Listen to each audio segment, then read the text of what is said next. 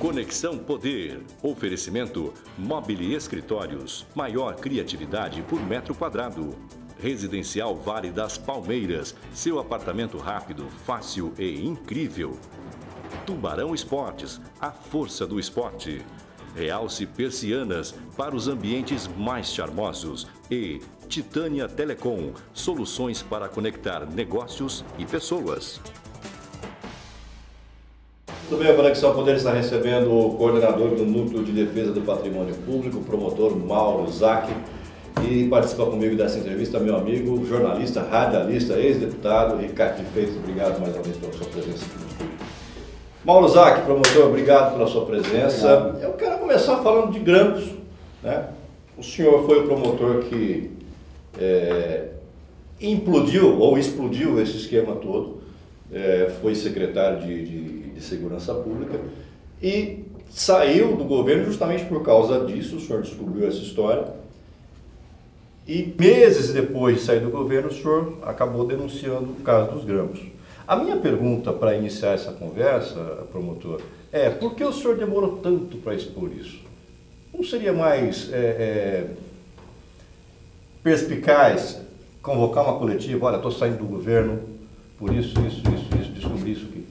Esse caso dos Grampos pela gravidade que ele encerra e pela necessidade de que ele seja apurado e os responsáveis punidos, portanto, ele não é um caso simples. Eu não poderia simplesmente, ao sair, pegar e falar, estou saindo e está aqui e tem isso.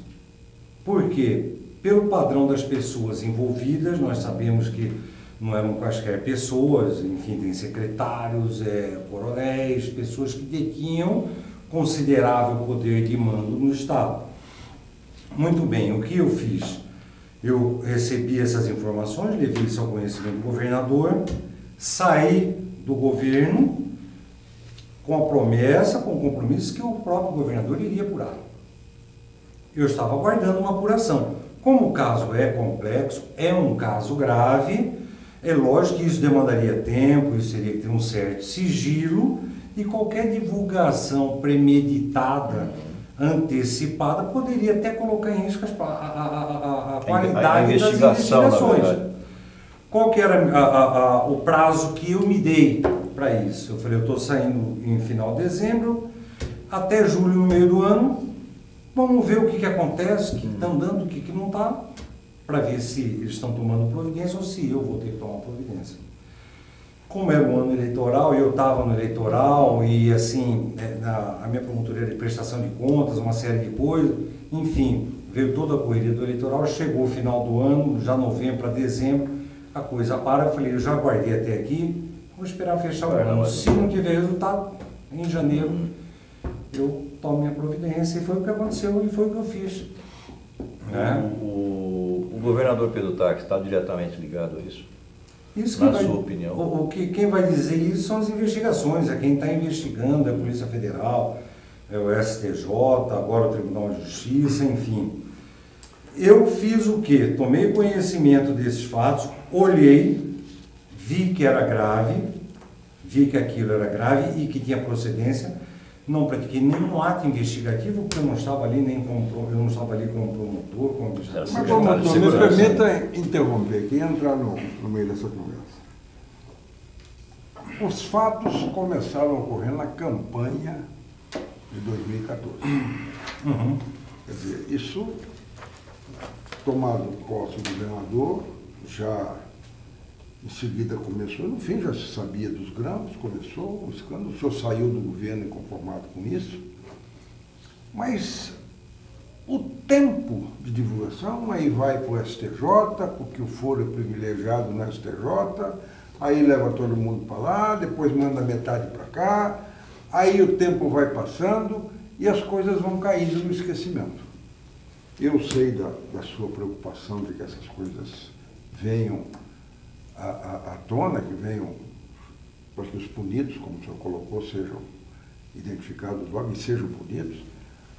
Mas o senhor não acha que esse tempo da justiça, com todas essas filigranas, com todos esses meandros, o uso dos pistolões, das amizades e tal, o senhor acredita que isso não poderia ser antecipado? Nós estamos já começando um novo governo, já houve um período eleitoral, 4 anos, e nós estamos discutindo lá os grampos de 2014. Então, eu acho que o senhor foi muito feliz nessa colocação, acho que o senhor está corretíssimo.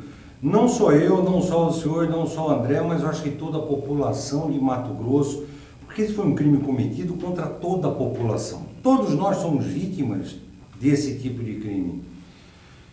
Todo mundo quer desse resultado. O problema é que eu não sei como estão encaminhando essas investigações, o que estão buscando, o que está sendo feito. Isso está sob sigilo lá no STJ, a boa parte estava, agora desceu, vai ser aberto, né? Então fica difícil eu falar que está demorando, que não está, porque eu não sei o que está sendo feito em termos de investigação. O fato é que todos nós esperamos sim um resultado disso. Ou então que diga o seguinte, não é culpado, é inocente, não tem nenhum... Mas que diga alguma coisa, que chegue a um termo esse tipo de investigação. Porque isso envolve inclusive o próprio Ministério Público, quer dizer, não é só o Executivo, envolve o próprio Ministério Público. Quer dizer, o senhor deve ter sentido, inclusive, vários constrangimentos no fim de se defrontar com situações não divulgadas nem nada, mas de próprios colegas seus. Quer dizer, isso começa a vazar as coisas com uma certa... distinguindo, puxando uma coisa, puxando outra, e no fim coloca todo mundo no mesmo balaio. É aquela história, o que fica sem resposta, respondido está. Né? Tudo que fica sem resposta coloca uma série de instituições sob suspeição e como eu falei e reitero aqui para todos que estão nos ouvindo, e eu acho que... Eu falar em acabar com o GAECO, quer dizer, veja só. Uma coisa dessa de falar... Né? Não, e uma coisa que tentar envolver o GAECO também nessa história. Sim, exatamente, e eu acho que é importante para o Ministério Público, colegas e colegas que eu tenho certeza da lisura, do comprometimento e da qualidade do trabalho que eles prestam. Só que tem que ser esclarecido, porque senão fica todo mundo sob suspeição. E isso nós não podemos aceitar. Né? E quando a coisa não tem resposta, não tem um segmento, começam a surgir versões, começa a se atribuir responsabilidade a quem não tem. Por exemplo, foi muito falado, inclusive pela mídia, falou exaustivamente, de forma equivocada, que o esquema dos grampos que aconteceu, que a Polícia Militar fez. Não foi a Polícia Militar que fez esquema de grampo. A Polícia Militar é uma instituição da maior importância, que presta um serviço da maior qualidade e com integrantes da maior competência e qualidade. Quem fez o esquema de grampos foram alguns policiais militares, inclusive o comandante. Mas isso não é... A Polícia Militar não foi feito pelo interesse da instituição. Não é a instituição da Polícia Militar. Policiais militares. Polícia Militar, a gente joga todo mundo. Policiais militares que operaram o grampo. Que operaram, mas vinculados ao primeiro escalão do governo, vinculados a, sei lá, a investigação. Mas aí é a mesma coisa de falar, o governo é corrupto, porque um secretário roubou. Pois é, mas no fim, aquilo que o senhor falou envolve poderes, porque é o Ministério Público envolvido, é o Executivo envolvido, quer dizer, isso comprovadamente envolvido, não se sabe ainda quem e como, mas que há ação. Então, nós ficamos muito na torcida, e bom o senhor colocar isso, no sentido de que vão ser dados nomes aos bois e que aqueles que mereçam vão ser apenados na forma da lei. Não se trata aqui de vingança, mas se trata de fazer justiça. Nós não podemos aceitar um Estado onde a divergência não é tolerada. A divergência é combatida com diálogo, com argumento, com entregas. Quem está no governo, a melhor resposta que quem está no governo pode dar para a sociedade é entrega. É um apoio de saúde, é uma segurança, enfim... E é inadmissível que nós possamos aceitar um Estado, e isso eu coloquei sempre de forma muito clara, que policia, que de forma criminosa, escondida, grampeia para ouvir o adversário, porque o grampo ele é nocivo tanto pela violência de se entrar no seu adversário por esse meio, como pelo fato de que no segundo momento, em regra, isso é usado como moeda de extorsão, não é? Então nós não podemos admitir, se a gente aceita que faça isso com o outro, amanhã ou depois vão fazer conosco, vão fazer com todos. E só para quem está nos assistindo ter a exata dimensão. Em que situação que está hoje, na mão de quem? Essa era a minha pergunta. Hã? Pode perguntar. Está na mão de quem? Como é que é sempre da previsibilidade possível? Quando é que você vai começar a ter resposta em função de ter baixado agora e aberto o sigilo? Eu quero saber o seguinte, quando é que vão ter novas prisões? Eu vou responder para o senhor da Quando a casa vai cair para valer? Você já tamanho de maior prisão, não? Eu vou responder da seguinte forma, eu tenho me mantido o mais distante possível disso. Deixa quem está investigando investigar. O meu papel como cidadão, eu fiz o meu papel como promotor, eu cumpri o meu papel como secretário, eu cumpri. E aí, que era denunciar. E aí eu estou mantendo muito do que eu estou sabendo, desse caso, eu fico sabendo pela imprensa, eu evito conversar com outras pessoas, eu evito perguntar para outras pessoas. Não poderia aqui, nesta fala aqui, deixar de elogiar o trabalho da OAB na pessoa do presidente Dr. Léo Capataz, que a OAB assumiu também a responsabilidade de cobrar um resultado por esses fatos. Isso é uma atitude corajosa, é uma atitude que vem alinhada com o que é a OAB, com a história, a tradição e o peso que a OAB tem. Então, isso a gente tem que colocar, que a OAB, na pessoa do seu presidente, está de parabéns pela atuação nesse caso. Mas assim, quando é que vai acontecer alguma coisa? Não sei porque, pelo que eu vi também pela imprensa, ficou uma parte no STJ, outra parte desceu. Eu sei que tem uma ação penal na Justiça Militar que está correndo, que está próxima ao fim. Mas aí depois ainda tem a outra ação criminal com relação a esses fatos, que não são crimes militares, mas os crimes são civis. Tem questão da improbidade. Enfim, isso ainda vai dar pano para manga. Ou seja, o governo acabando, o governador atual, ano que vem, já perde a prerrogativa de foro, perde todas as benesses que o cargo lhe oferece. Acontece o que com ele? Na sua opinião? Perde até a aposentadoria, que agora o STF tirou a aposentadoria dos ex-governadores. Né? Não, o que eu acho que até é certo você tirar, eu não vejo... O governador pode ser preso? Pode.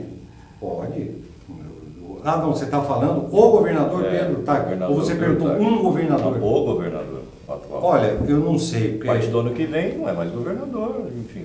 Eu não sei porque eu não tenho acompanhado detalhadamente essas relações, eu não tenho detalhes, eu me preocupo com o que eu tenho na minha promotoria. Né? Com os casos que eu tenho ali, eu foco mais. Eu estou focando agora na questão do grampo. Essa história dos grampos, se comprovado que é o dono do grampo, como disse o Cabo Gerson, né? Gerson. O dono do grampo é o governador e o Paulo Táxi. Foi isso que ele falou, não foi? Se comprovar exatamente isso.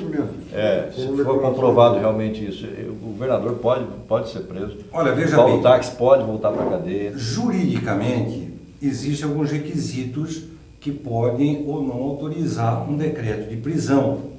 Como eu disse, esse caso dos grampos, ele é gravíssimo. Né? E eu vejo, olhando de fora, que pode sim estarem presentes tais requisitos. Mas é diferente nós ficarmos aqui especulando se pode ou se não pode, por um pequeno detalhe. Esses requisitos eles têm que ser interpretados por uma autoridade judicial, pelo Ministério Público que estiver acompanhando, que vai, de acordo com o andar das investigações, entender se é necessário ou não fazer um pedido e o juiz deferir. Em regra, qualquer caso grave é passível de sair um mandado de prisão. Agora, eu não posso especular em cima deste caso específico, porque eu não sei até que ponto essas investigações caminharam, onde isso chegou, em que pé está, né? Quer dizer, já passou 1 ano e meio aí, enfim.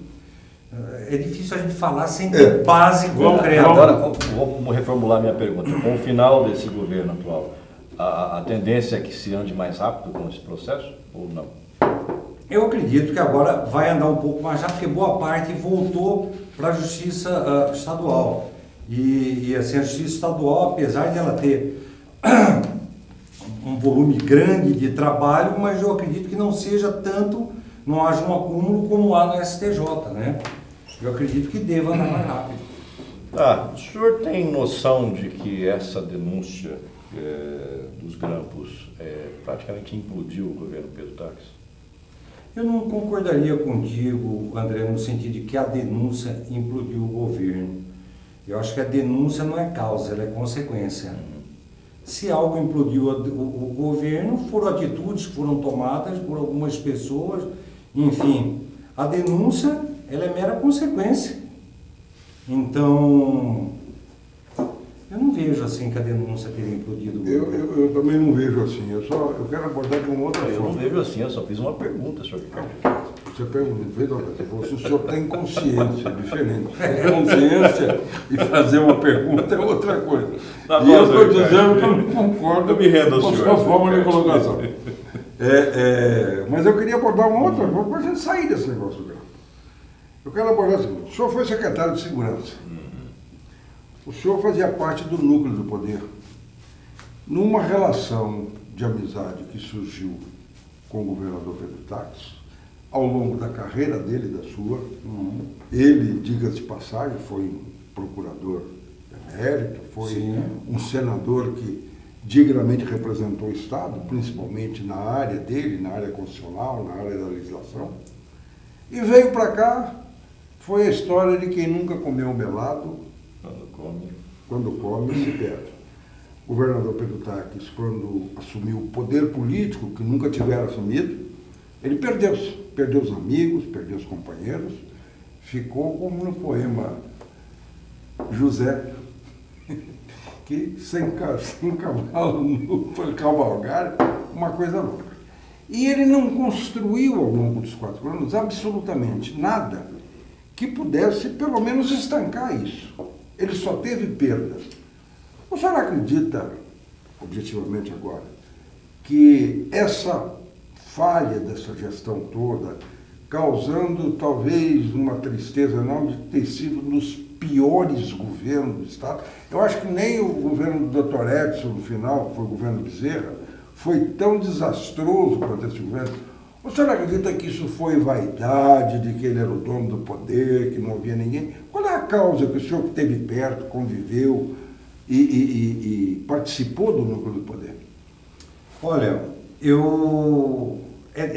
na verdade, é até triste falar sobre isso, porque quando a gente constrói uma amizade, não mais com uma pessoa como o governador, e você vai construindo, você admira a pessoa, você vai construindo no seu imaginário, na sua ideia, toda uma imagem, e essa imagem que você constrói, ela gera em você uma expectativa, como gerou uma expectativa em toda a população de Mato Grosso, não é? E realmente não há como negar que não tenha sido uma decepção, ao menos para mim. Eu me decepcionei muito com a conduta, com a forma como levou. E eu falei algumas vezes para ele o seguinte, que o governo era dele, a decisão era dele. Eu sugeria que fosse ou por este caminho ou por este caminho. Que se fosse por um caminho a gente ia chegar aqui, por outro ia chegar ali. Mas a decisão era dele. Ou seja, as escolhas, nós somos as nossas escolhas, né? Nós estamos nós três hoje sentados em volta dessa mesa pelas nossas escolhas. E eu acho que realmente sim, que ele se perdeu, sim. Eu acho que ele se fechou muito, não ouvia, não queria ouvir, enfim, fez com que muita gente se afastasse dele. E, de repente, ele pode ter imaginado que nós nos bastamos em nós mesmos. E ninguém faz nada sozinho. Ninguém faz nada. Eu não faço nada sozinho. Eu tenho 3 assessoras trabalhando junto lá. Dependo delas até o último fio de cabelo, não é? Enfim, na Secretaria de Segurança, eu dependia desde o soldado, do cabo, do sargento, do agente de polícia, do delegado, do coronel, do servidor que estava fazendo o processo de combustível andar. Então, você é o secretário, mas você tem toda uma estrutura. Se você não ouvir essa estrutura, se você não olhar para essa estrutura, se você não entender que quanto mais alto você está, mais você tem que servir quem está embaixo. Não é o contrário. Tem muita gente que imagina que subiu, todo mundo que está embaixo que tem que servi-lo. É ao contrário. Quanto maior o seu cargo, se você quiser ser líder, mais gente você tem que atender. E não as pessoas te servirem. Enfim, realmente, infelizmente, não tenho a menor satisfação em dizer isso. Né? Infelizmente, para mim, eu me decepcionei, tanto como pessoa e também como político. Mas fazer o quê? Essa é a minha opinião pessoal, né? Cada um é que tem que fazer uma autoanálise, se errou, se acertou. Ele o acusa de pessoalizar demais as suas denúncias, né? Seria uma coisa muito mais pessoal do que jurídica, vamos assim dizer. Mas como assim? O pessoal chegou a comentar, inclusive quando o senhor saiu do governo, que ele queria mandar do governo, ele queria mais do que a atribuição dele, enfim. Como é que você avalia isso? Eu falo o seguinte, cada um tem o direito de dizer o que quer, diz que é melhor você ouvir essas coisas do que ser surdo, né? Então,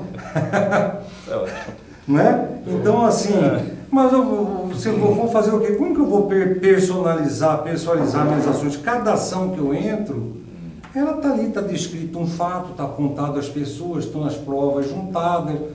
Quer dizer, se eu entrar com uma ação que não tiver cabimento, vai ficar evidente. Agora, eu não tenho conhecimento de alguma ação que eu tenha entrado que não tenha tido êxito. Agora, a gente é obrigado a trabalhar, esse é meu papel, eu sou promotor de justiça. Se eu recebo uma denúncia, eu vou averiguar, eu encontro elementos suficientes para propor sobre uma ação, eu vou propor. Está aí um bom momento para a gente começar a falar da caravana da transformação. Daqui a pouquinho, depois do intervalo, você fala, senhor. Corta aí, Edmota, já voltamos.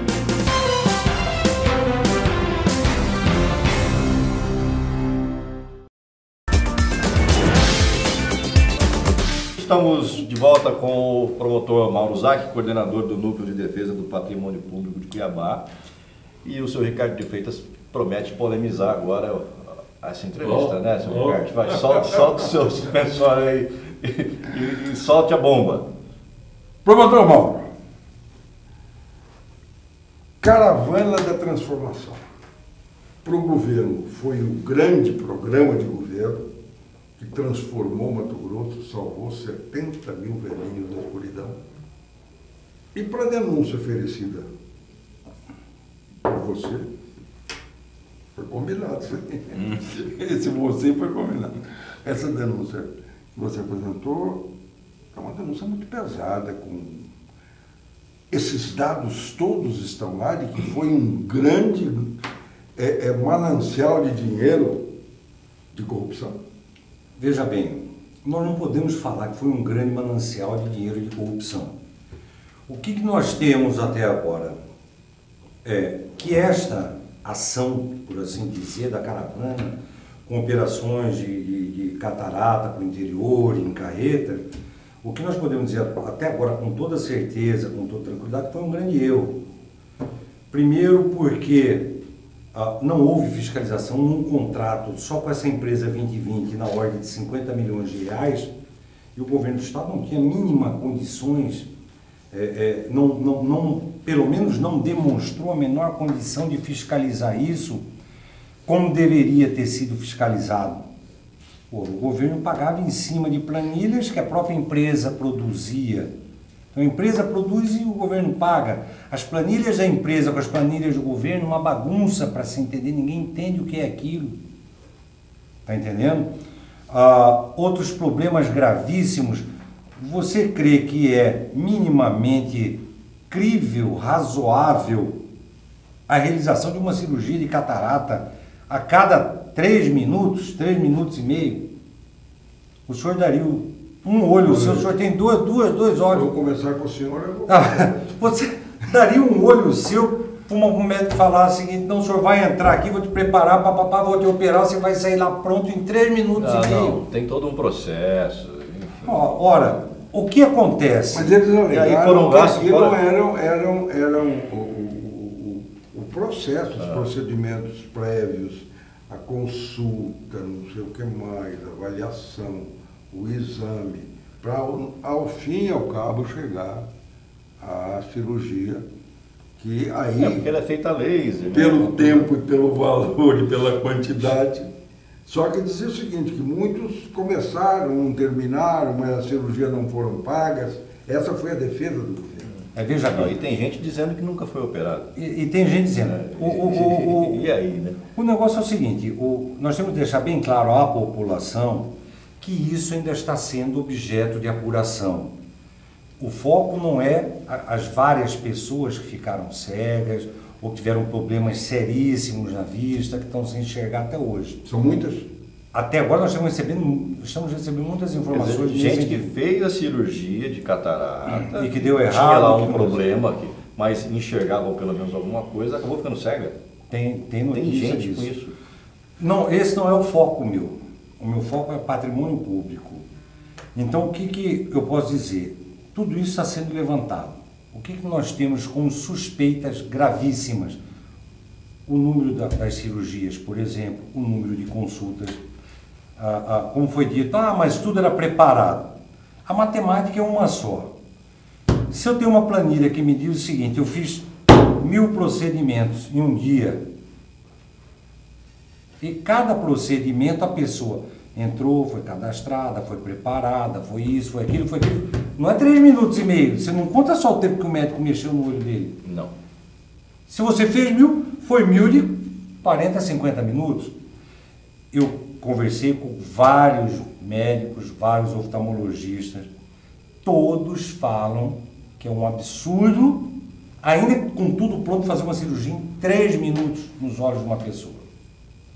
Que no mínimo o médico sendo muito bom, 12 a 15 só de cirurgia, fora a preparação. Tem que higienizar, tem que passar um degermante, tem que dilatar a pupila, tem que preparar o campo operatório, tem que anestesiar.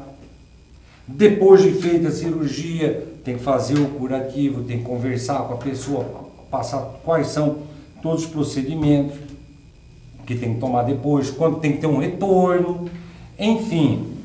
O que nós podemos dizer? As suspeitas com relação a essa ação são gravíssimas. Estamos ainda apurando, por isso que eu não quero entrar em outros detalhes do que nós já temos apurado, que nós já temos em mãos. No meio dessa apuração, exatamente dentro da sua área, patrimônio público, também se apura o tanto que se gastou, fora da questão médico-legal, do que foi operado, que não foi operado, de deslocamento, de mobilização, de diárias, de todo esse aparato que, num estado quebrado, com a saúde toda arrebentada, com greve praticamente sendo ameaçada em todos os cantos, e aí um único programa de governo de saúde era essa caravana da transformação. Isso também está sendo apurado? Por enquanto não, mas é possível que venha a ser também estendida a apuração para esse aspecto. Pelo que eu vi pela própria imprensa, salvo engano, foi gastar 70 milhões de reais com a caravana. Pelo que eu vi. Isso pode sim ser objeto de apuração também. Mas a fraude que a promotoria está apurando, ela chega a 48 milhões, é isso? O contrato com essa empresa era um contrato que começou numa previsão de demanda reprimida, em torno de 14 mil pessoas. Então teve um primeiro contrato, onde foi gasto, era para ser 12 milhões, foi para 14, 15. Aí depois fizeram outro contrato, que já foi para 28 milhões, só o outro contrato, fechando em 50 milhões de reais, só para as ditas cirurgias e procedimentos oftalmológicos. Então, isso está sendo objeto de apuração detalhada. E, André, até você colocou, mas você é acusado de falar que você toma ações pessoais. Esse caso da caravana é um bom exemplo, né? recebi a denúncia do Conselho Estadual de Saúde, que tem essa obrigação de fazer. Parece que a empresa também tem irregularidades. Em vários outros profissionais estados não tem são ações, cadastrados no sistema. não foi lançado. Mas a origem da denúncia foi o Conselho Estadual de Saúde. Foi o Conselho Estadual de Saúde. Ah, mas por que o senhor entrou com essa ação um mês antes da eleição? Essa é a grande perspectiva. Por quê? Primeiro porque não existe regra ou lei que diga que você tem que esperar a eleição para você entrar com a ação. Primeiro que é Sérgio isso. Moro divulgando o Palocci. Exatamente, quer dizer, ninguém tem que esperar a eleição de ninguém para propor ação, para deixar de propor. E em segundo lugar, e esse foi o motivo que essa ação foi proposta naquele momento, foi pelo simples fato de que o Estado, não obstante o Conselho Estadual de Saúde tivesse recomendado à Secretaria não fazer mais nenhum pagamento a esta empresa, já havia empenhado mais quase 6 milhões de reais para pagar para essa empresa. Seriam mais 6 milhões de reais do seu bolso, do bolso do Ricardo e do cidadão de Mato Grosso, que iria para a empresa e nós nunca mais iríamos ver. Aí tivemos que entrar com uma medida cautelar para suspender esse pagamento. Aí vocês podem me perguntar, mas precisava de pedir uma busca e apreensão? Não podia ter requisitado o documento da Secretaria? Precisava fazer uma busca e apreensão dentro da Secretaria? Vou responder que precisava. Por que precisava fazer? Porque há uns 2 meses antes dessa operação, Catarata, o núcleo de defesa do patrimônio, não foi só o Mauro Zac, foram todos os promotores do patrimônio, ingressaram com uma ação civil pública contra o secretário Luiz Soares por ele desatender e desconsiderar reiteradamente as requisições ministeriais. Por isso que o nome é requisição, ela não é uma solicitação, ela não é pedido. A lei diz que se o Ministério Público encaminha um ofício requisitando um documento, uma informação, a pessoa tem o dever de informar e de encaminhar. Não é uma faculdade, não é uma opção. O secretário de Saúde, nós tivemos que manejar uma ação civil pública responsabilizando-o porque ele reiteradamente não atendia, ele ignorava. Ele chegou a ser preso. Hã? Ele chegou a ser detido, né? Mas esse foi outro caso. Um outro caso, outro chegou caso. a ser detido. Enfim. O senhor pede a condenação dele por improbidade, pagamento de multa de 1.800.000 e que ele perca os direitos, seja afastado do cargo de secretário e que perca os direitos políticos por 3 a 5 anos. É isso mesmo? É isso mesmo. Essa ação, conforme nós estamos apurando essa questão da caravana, provavelmente virá mais uma ou mais 2, quantas ações forem necessárias. Essa foi uma primeira com relação à completa falta de fiscalização por parte do Estado. Ou, melhor dizendo, uma fiscalização ineficiente, ineficaz, que pode sim ter gerado tanto prejuízo financeiro ao Estado. A denúncia já foi oferecida? Uma ação já foi proposta com relação tão somente à falta ou à fiscalização ineficiente. Está na mão do Tribunal de Justiça definir se aceita ou não a denúncia. Está na vara da ação civil pública. Está na vara da ação civil. Está na vara da ação civil pública. E o que eu quero dizer é que os outros fatos que envolvem essa ação dessas cirurgias e consultas, ou que envolve a contratação desta empresa, né? Outros fatos que envolvem esses elementos estão sendo apurados. É verdade que o contrato dessa empresa sumiu lá da Secretaria? Não, ele tinha sumido, mas é achado. Ah, foi encontrado. Ele sumiu, foi abduzido e depois ele apareceu. Mas acharam depois. Olha, essa história da caravana da transformação, ela tende a se transformar num novo escândalo nacional, né, para arrebentar com o Mato Grosso mais uma vez. Além dos outros escândalos que já tivemos aqui, vamos ter mais esse escândalo, porque essa história vai ser destaque no Fantástico no próximo domingo. O senhor já foi entrevistado? Eles me procuraram, eu já falei com eles.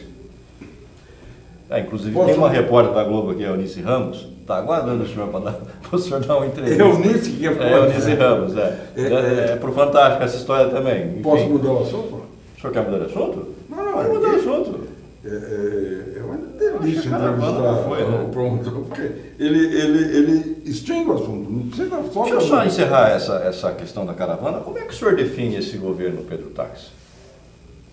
Olha, eu evito rotular realmente um governo ou de definir, porque eu não concordo, eu jamais tomaria uma iniciativa dessa. Eu acho, voltando a dizer com números que eu vi pela imprensa, 70 milhões de reais, eu acho que eu conseguiria resolver o problema de visão de todo o Mato Grossense. E, enfim, eu me limito a dizer o seguinte, eu não concordo com esse tipo de ação, justamente pelo que eu estou vendo e pelo que eu estou apurando nesse procedimento, né? Eu acho que foi um erro, e um erro que pode ter custado muito caro a muitas pessoas e pode ter custado ainda mais caro aos cofres do... Se tem gente realmente que perdeu a visão, né? Custou bem caro para essa pessoa, né? Posso mudar ou você vai... Quer encerrar esse assunto, caravana? Então, Não, eu acho vai, que muda de assunto. falta alguma coisa para falar da caravana. Algo que a gente não tenha tocado, né? O senhor queira esclarecer sobre caravana, que vai ser destaque no Fantástico, que o senhor contou com o repórter da Globo. Não, eu acho que é isso, né? Eu acho que havia sim uma relação duvidosa e questionável entre Estado e essa empresa. É uma empresa de São José do Rio Preto, no interior de São Paulo. Ribeirão Preto. Eu tenho informações... Pelos contratos no Estado. Quem assinou foi o secretário de Saúde. Quem assinou foi o secretário de Saúde. Mas havia um núcleo no governo... Quando o secretário de Saúde entrou, os contratos já estavam em andamento. Quer dizer, não foi o secretário de Saúde. Não foi o Luiz Soares que assinou. São dois contratos. Teve um de 16 a 17 ou 17 a 18. Entendeu? Agora, por exemplo, eu tenho declarações... também continuou, né? Quer dizer, eu tenho declarações dos servidores, inclusive, que atuaram em nome da Secretaria de Saúde nesse processo, e que eles dizem com toda a clareza que havia, sim, uma predileção por essa empresa. Eles dizem que havia uma determinação para se pagar essa empresa com prioridade, independente se a Secretaria estivesse devendo outras coisas, repasse ao hospital... Essa determinação por parte de quem? Os servidores falam que era por parte do governo do Estado da Casa Civil. Os servidores falam. Por isso que eu falo, está sob apuração. Eu só falei isso agora porque nós estamos aqui, vocês querendo saber de caravana, mas eu não gosto de falar sobre o que está sendo apurado. E porque muita gente tem especulado que essa seria uma ação, que não é, que a caravana tem problema, sim, que está sendo apurado. Se no final da apuração, tudo isso que a gente imagina, que tudo isso que cheira a suspeição se dissipar, eu não teria o menor receio de sentar aqui e falar, não, foi apurado e não era desse jeito, não foi assim que aconteceu, não tem o menor receio. Mas pode chegar nesse ponto?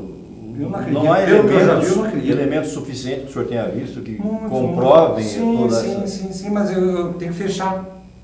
Né? Elementos, tem muitos não, elementos. E foi importante essa colocação feita pelo Manzac, no sentido de que, por várias conversas, por vários interlocutores, disseram a predileção que partia a determinação do pagamento da Casa Civil. Eu acho que isso é um dado muito importante para ser fixado. Mais do que grave, isso é um lugar escabroso, você considerar dessa forma. Mas para que se também situem as coisas dentro do processo. O senhor vai mudar de assunto? Muda daqui a pouco, depois do intervalo. Vai estar aí, Ed.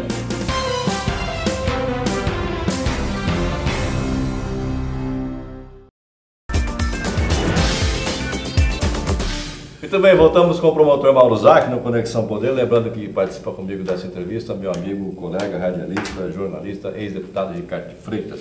O promotor, o senhor falou agora, no intervalo dessa entrevista, uma coisa preocupante com relação ao edital de contratação dessa empresa. Copiaram o edital de Mato Grosso do Sul e vice-versa, inclusive com números, com demanda, tudo igual? Não sei, isso está sob apuração. Se copiaram ou não copiaram, isso está sendo apurado. Entendeu? E nós vamos chegar a essa conclusão.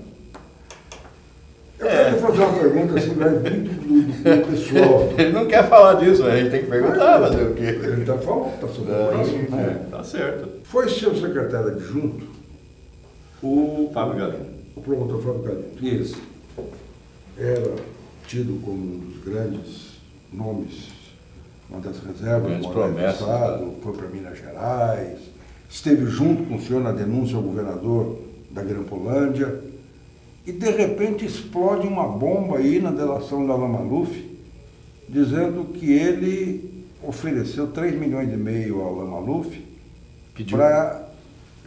pediu para que o livraria, que daria um jeito de acertar o processo. Foi outra decepção?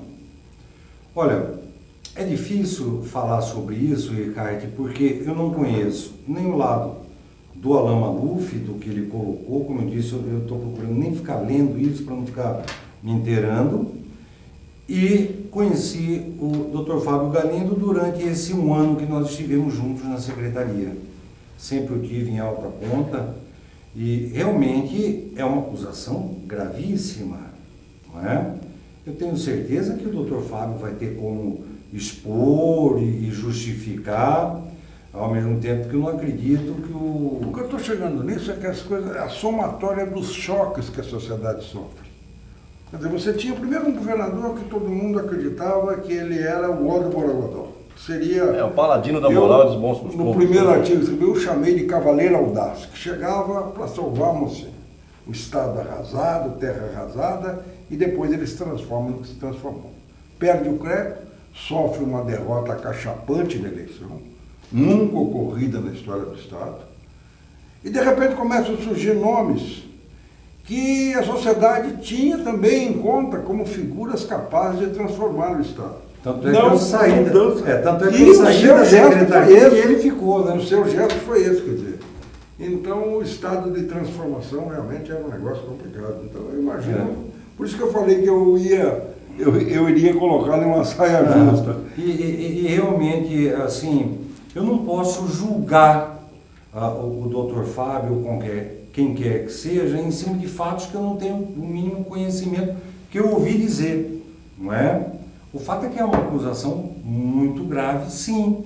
Eu lembro que eu conversei muito com o Dr. Fábio, quando eu saí do governo, ele ainda continuou até março, quando o ministro Gilmar Mendes proibiu que o integrante do Ministério Público atuasse. Mas foi só por isso que ele saiu, quer dizer, ele continuou, permaneceu à frente, substituindo e sabendo do esquema da Cracolândia, só para também deixar isso colocado. Quando o senhor saiu, o senhor contou para ele desse esquema? Ele estava junto na denúncia. Não, eu contei o quê? Que eu iria sair ou do Grampo? O senhor tinha sobre o Grampo, o senhor tinha sobre o Não, Grampo? mostrei tudo para ele, nós sentamos junto. No dia que Quer foram dizer, falar com o governador, ele estava junto. Ele ter continuado foi uma decepção para você? Olha, para mim não, para mim era até melhor alguém como ele, que eu já o conhecia, que esteve comigo, continuar para levar o projeto. Eu não continuaria, eu não aceitava, isso eu deixei muito claro ao Dr. Fábio, deixei muito claro ao governador, que aquilo daquela forma eu não aceitava e que acho que a minha colaboração ali não fazia mais sentido em um projeto que eu não acreditava mais, não é? Tanto pela questão do Grampo como por outras questões, enfim, eu não acreditava mais naquele projeto, eu acho que eu não cabia mais dentro daquele grupo. Agora, se o Dr. Fábio resolveu ficar, ele entendeu que para ele não tinha problema, aí ele é que tem que dizer o porquê, o que ele entendeu, o que o motivou. Eu não tenho procuração para falar em nome dele e de ninguém, né? O fato é que para mim não servia mais. Mas em relação ao Fábio, o senhor continua tendo ele em alta conta? Ou essa conta... Eu não sou Entenda, isso aqui quer dizer que caiu, tá? Não é o que vocês pensaram aí em casa. Não, o Ricardo fica mente poluída, ele pensou outra coisa. Eu quero acreditar, conhecendo porque 1 ano de convivência, você não pode dizer que é pouco tempo e você não pode dizer que é muito tempo, né? Eu, como bom árabe que sou libanês, a gente tem um ditado libanês que diz o seguinte: para você conhecer uma pessoa, você tem que comer com ele um saco de sal, não é 1 quilo, é um saco. Então isso aí leva tempo. Eu quero crer que ele tem como justificar, que ele vai ter como explicar isso, como eu também acredito que o Alain, numa eventual delação, ele não ia falar isso da boca para fora, então... Até porque a gente falou do risco, né? Não sei. Perder a delação. O que me resta... o que me resta é eu acompanhar. Eu não vou julgar ninguém antes de ser demonstrado, de ser quem sou eu para julgar alguém sem elementos, olhando de fora. Eu não posso fazer esse juízo de valor publicamente em cima de algo que me surpreendeu também. Eu também fui pego de surpresa com isso. Essa delação do Alan Maluf não foi aceita aqui, né? Não tem que ser aceito Tiveram que aqui. subir com ela, sim, mas tem outros elementos que ele ia colocar, não só em relação ao governador. Teve que subir. Não, mas ela subiu por causa do governador, Sim. que tinha...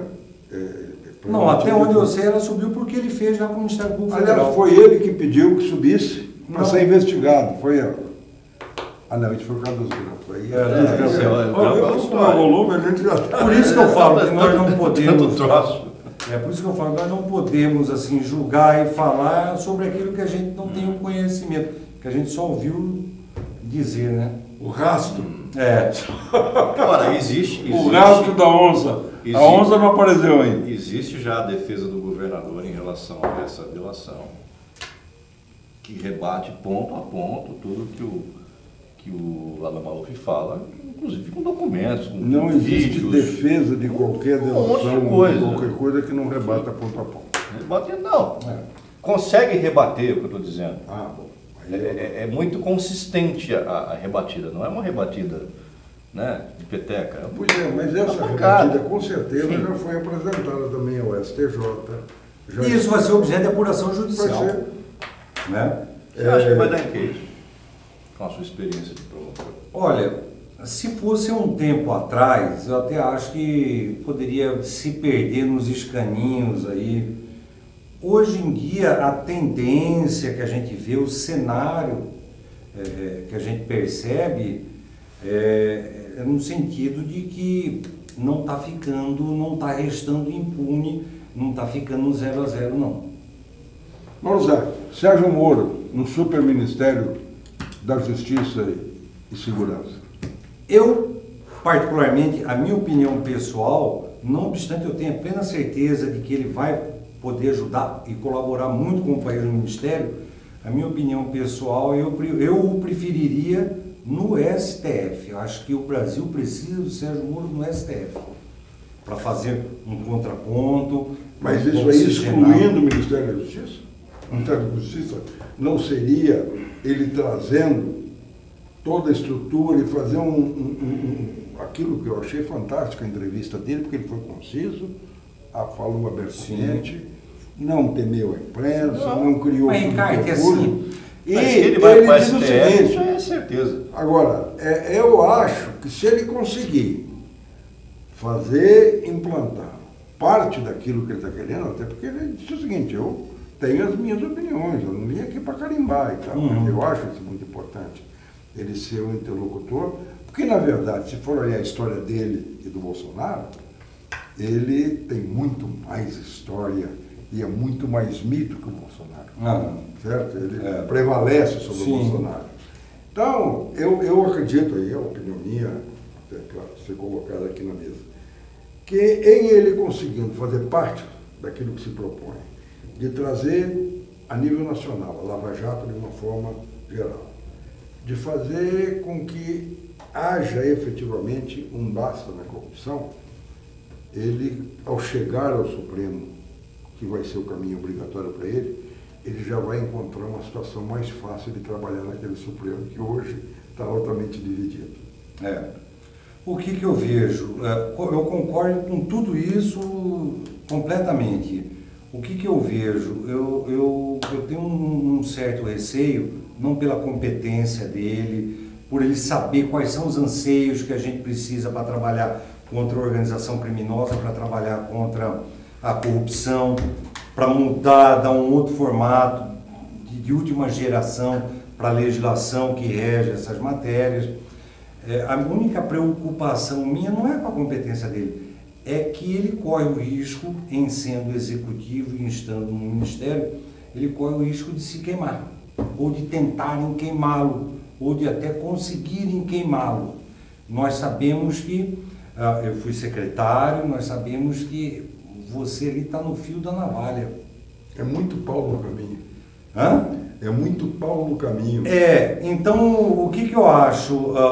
Todas as qualidades que ele tem, elas são notórias, enfim, ele não se projetou como se projetou a ponto de se tornar esse mito de graça. Foi trabalho, uma vida, uma história que ele construiu. E que nós sabemos que isso no executivo, se não tiver um apoio de mídia bom, enfim, tudo aquilo que nós sabemos, isso tudo ele pode perder esse capital de imagem que ele tem. Eu quero que o senhor, já que me deu a liberdade, que você, perdão, leia o artigo que eu vou lhe encaminhar, que foi publicado hoje, que exatamente eu trato desse tema, e depois comente, até faça as colocações, até para que possa ser fruto do nosso. Eu tenho mais um para encerrar. Pergunta. Mauro Mendes. Aqui, ó. Era minha. Estou matando você, então. Eu acho que ele foi. Tá bom, vai fundo, tá aqui, ó. Ele não tem pergunta. Aqui, ó. Aí o Ricardo pergunta, ele fala, era minha. Olha, eu estou esperançoso, acredito. Como estava com o Pedro? Eu acho que o tempo vai passando, a gente vai amadurecendo, né? Com o Pedro era uma esperança diferente, pela amizade, por aquela coisa da gente construir. A decepção foi muito grande porque a expectativa era muito grande. O Mauro Mendes, a gente já conhece a história de vida do Mauro Mendes aqui dentro de Cuiabá, de Mato Grosso. Nós vimos que ele passou pela prefeitura, fez um trabalho muito bom. Eu já era, à época, antes de ser secretário, também era coordenador do Núcleo de Defesa do Patrimônio Público. Mauro Mendes assumiu a prefeitura de Cuiabá e eu posso dizer que naquele momento ele não nos deu dor de cabeça. Ou seja, ali no Núcleo do Patrimônio é para onde converge todo tipo de denúncia. Foi tranquilo com ele, tudo que nós precisávamos encaminhar. O doutor Rogério Galo, que era procurador do município, hoje na Secretaria de Fazenda, vinha, atendia. Então, assim, eu tenho uma esperança mais assim, concreta, mais consistente. Mais consistente de que eu acho que ele vai conseguir. Ele tem um desafio muito grande pela frente. São muitos nichos de poder que as pessoas não querem mexer, mas que nós vamos ter que mexer necessariamente sob pena do Estado ruir. Então isso tem que ser mexido, ele vai ter essa dificuldade grande para enfrentar, mas eu acho que ele tem carcaça para aguentar. Eu acho que nós vamos caminhar bem. Eu espero, rezo para que ele seja feliz nessa empreitada, que ele tenha uma equipe boa que possa ajudar a construir e a executar esse projeto. O senhor concorda com o pedido de afastamento do governador feito pela deputada Janaína? Olha, eu não concordo e nem discordo. Eu acho que se ela fez o pedido é porque ela tem elementos de convicção para fazê-lo. Eu acho que vai caber à Assembleia se manifestar ou de uma forma ou de outra sobre isso. A Assembleia, isso pertence à Assembleia. Qual que é o seu pensamento sobre isso? Eu nem vi no que ela se baseou para pedir esse afastamento. Mas o senhor acha que ele deve ser afastado ou não? Essa que é a minha Não, eu não acho. Baseado em tudo que o senhor já apurou, em tudo que você investigou. Eu acho que é o seguinte, nós não podemos ficar falando sobre o que o outro está fazendo. Eu não posso dizer o seguinte, eu acho que a Assembleia tem que afastar, ou eu acho que a Assembleia não tem, né? Porque se um deputado vem de lá e fala, eu acho que o senhor dá palpite aqui na minha casa, o senhor tinha que se candidatar, tem que se eleger deputado. A prerrogativa é do presidente da Assembleia, Eduardo Botelho, aceitar ou não o pedido e botar na mesa, né? A única coisa que eu acho que ele não vai aceitar. A única coisa que eu acho sobre isso, André, é que tudo isso vai, pede, não pede. Eu acho que isso tem que ter uma decisão, porque tudo isso causa um estrago na imagem do próprio Pedro, causa um estrago na imagem da Assembleia. Ou sim ou não, afasta ou não afasta, não sei o quê, mas resolvam. Porque cada vez que isso é postergado, fica essa conversa, é ruim para todo mundo, eu acho. Ruim para o Estado, né? Senhor Ricardo, o senhor tem mais perguntas ou já chega? Não, por mesmo. Foi bom para o senhor? Para mim foi ótimo. Eu agradeço, André, ao Ricardo ter a oportunidade de estar aqui debatendo esse assunto. A hora que quiser, nós estamos à disposição, né? O que a gente puder colaborar, explicar para a população, para a sociedade, né? Porque às vezes a sociedade fica perdida no que a gente está fazendo, não sabe. Mas enfim, para mim é muito bom poder esclarecer. A gente agradece a sua vinda aqui. Só lembrando que ele chegou aqui, ele botou, a primeira coisa que ele fez foi colocar uma pistola ali, o que é uma .40 aquilo lá, uma 765? Botou uma 765 em cima da mesa ali. O senhor queria intimidar a gente? Não, que isso. Obrigado pela entrevista. Eu quero entregar para você essa caneca aqui do Conexão Poder, no oferecimento da nossa parceira Tubarão Esporte. Você já deve ter uma ou duas na sua casa. Já tem uma lá, sim. Leva mais uma. É porque no último programa que eu vi, quando você me deu a caneca, que depois desligou, parou tudo, você pediu para devolver, porque era porque era fake. Era uma caneca fake, seu Ricardo de Freitas. Depois ele pediu. Olha, corta aí, tchau pessoal. Até a próxima entrevista. Conexão Poder. Oferecimento Mobile Escritórios. Maior criatividade por metro quadrado. Residencial Vale das Palmeiras. Seu apartamento rápido, fácil e incrível. Tubarão Esportes. A força do esporte. Realce Persianas para os ambientes mais charmosos. E Titânia Telecom. Soluções para conectar negócios e pessoas.